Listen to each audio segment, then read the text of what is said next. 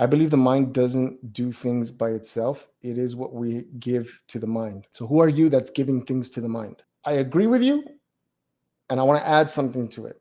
I want to add to it. I believe the mind doesn't do things by itself. The mind is a tricky little thing. The mind has hijacked you. The mind has hijacked you. The mind is a tool that we use to make a map of the world.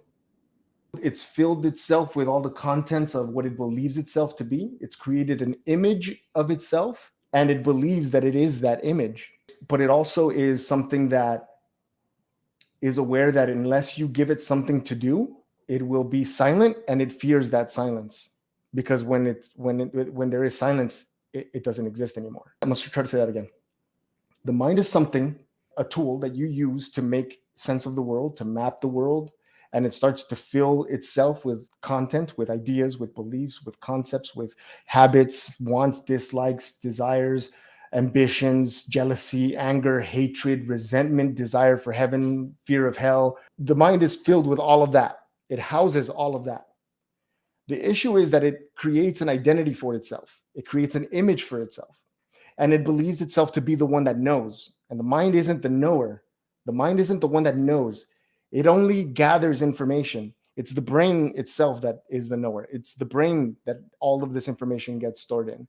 And before we say no to that, let's just take a look at that, okay?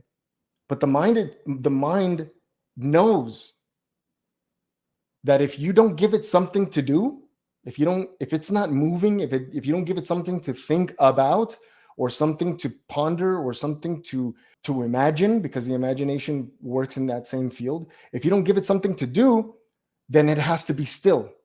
And it doesn't like stillness, because in stillness, it ceases to exist.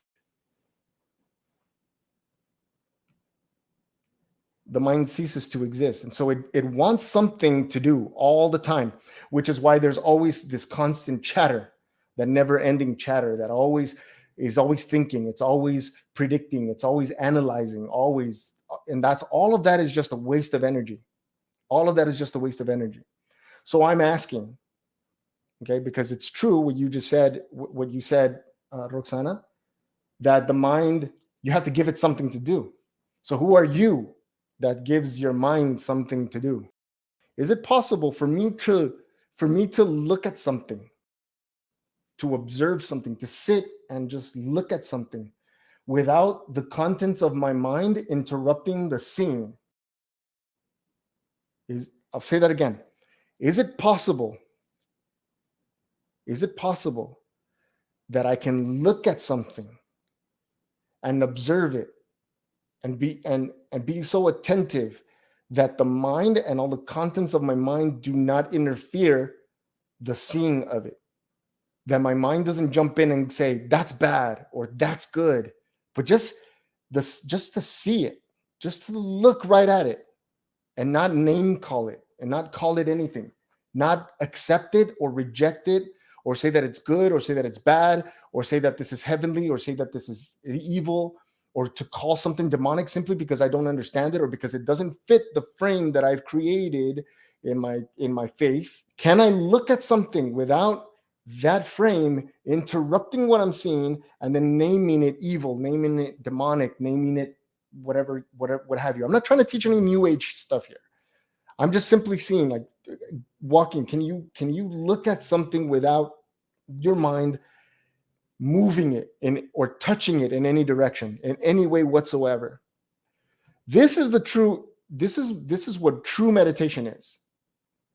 True meditation is this. It's not what New Age makes it seem to be, where there's like, you have to focus on this mantra, you get this word and you focus it. It could be any word. You could say, focus on the word iPhone. I mean, it could be literally anything. It doesn't really matter what it is. It's nonsense. You're still giving your mind something to do. And I'm saying, can we look at something? Can we think of something? Can we be in the presence of something, of God, if you want to call it that? If you want that to experience that, can you be in the presence of God without your mind interrupting that interaction?